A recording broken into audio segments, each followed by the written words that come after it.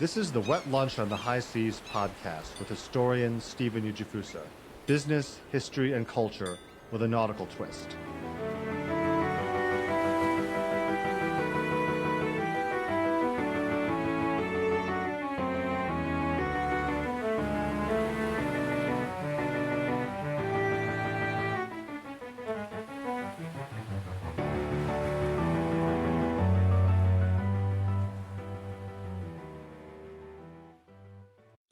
On this episode of the Wet Lunch on the High Seas podcast, I'm going to delve a little bit into some work I did several years ago. One of the ways I got my start as a writer was I started writing for a blog called phillyhistory.org, which uses photographs from the Philadelphia's Department of Records, photos that were captured from the late 19th century all the way to the 1990s as a record of how the city did public works projects.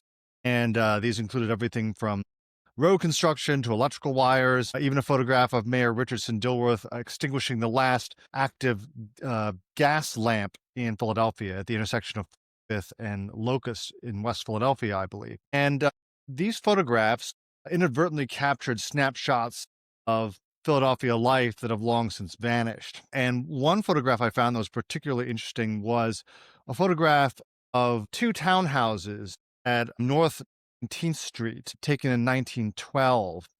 One shows a grand Beaux-Arts bow-fronted mansion. The other shows a very plain, classic Philadelphia-style Greek Revival row house made out of brick with marble lintels. And these two houses, side by side, show on one hand the sober conservatism of the Quaker style of wealth and the exuberant Beaux-Arts style embraced by the new money magnates. But parked in front of these two houses is another sign of technological change. It is a brand new Ford Model T, which at the time was priced at around $850. In modern money, that would probably be around $15,000 to $20,000. These cars were among the first truly affordable cars within the reach of the middle and upper middle class. And by the 1920s, the assembly line had allowed Ford to drop its prices to $260, which is the equivalent of around $10,000. And the thing that struck me about this car, I mean, these Model Ts were ubiquitous in cities like Philadelphia by 1915 or so, was that it had a very strange seat arrangement. It's a two-door coupe with a convertible top. So actually it's a convertible. But in the back, above the gas tank, is a single seat that was known as the mother-in-law seat. And it's interesting that this car, which put America on wheels in terms of mass appeal, was something that was so idiosyncratic, so unregulated. It took a long time to learn how to drive this thing because of the complicated planetary transmissions. Also, to think that you put seats above the gas tank, that is not something you would do today. But in the early 1900s, the government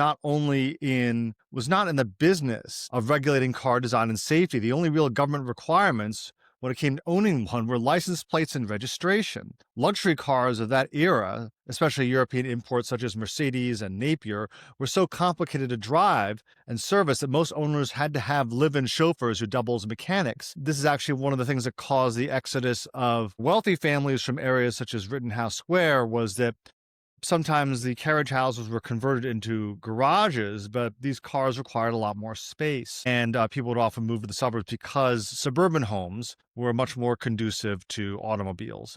In 1908, the Ford Motor Company rolled out its $850 Model T that was powered by a 20-horsepower inline four-cylinder engine. And it had a top speed of about 43 miles an hour, which today sounds almost nothing. It almost sounds like a golf cart. But back then, roads were so bad that it was an achievement to even reach 43 miles an hour if you hit one of those rare bits of paved roads, and you couldn't achieve that in city driving when you were dodging trolleys and horse-drawn carts. It was also mechanically simple, had interchangeable parts, and was easy for self-trained owners to fix. And thanks to Henry Ford's pioneering use of the assembly line, the Model Ts dropped steeply in price over the next decade to a low of $250 by the 1920s. When the Highland Park plant outside of Detroit was operating at top speed, a Model T Ford could be assembled in only 93 minutes from start to finish. Yet the Tin Lizzie, as it was known, its reign over the American auto market could not last forever. By the early 1920s, General Motors' Chevrolet marque was beating Ford on price, style, and amenities, especially in color choices. The old saying was you could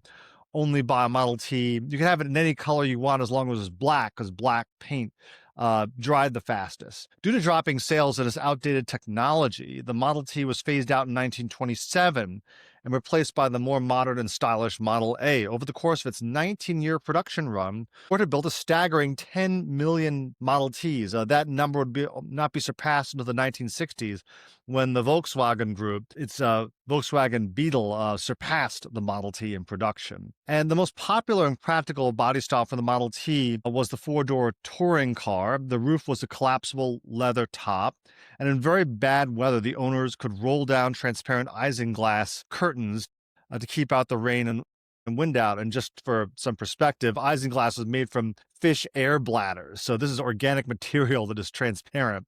I don't know how it smelled, probably not very nice. Few Ford Model Ts were enclosed because a closed body added significant weight and reduced the top speed to around 35 miles an hour. So imagine going on your typical car ride, not only had air conditioning not being vetted, but you'd probably get wet.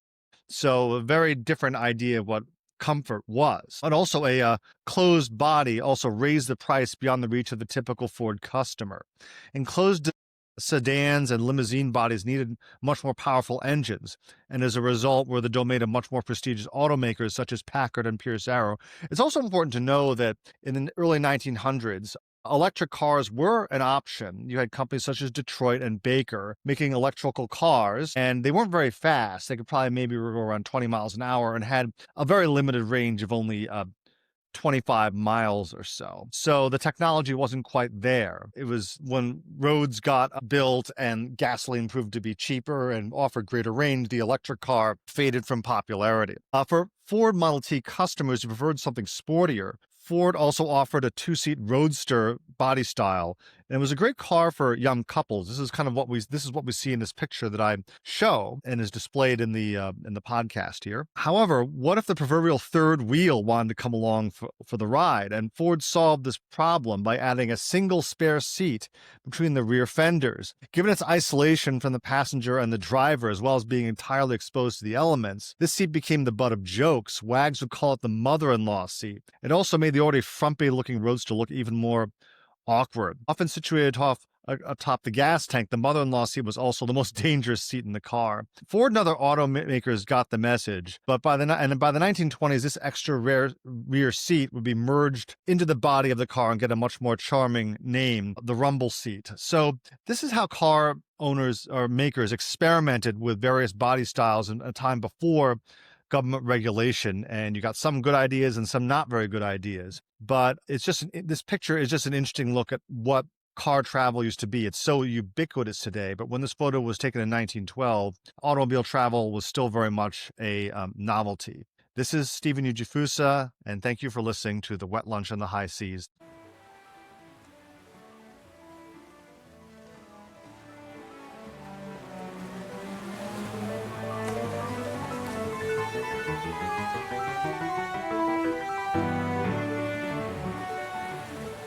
This is the Wet Lunch on the High Seas podcast with historian Stephen Ujifusa.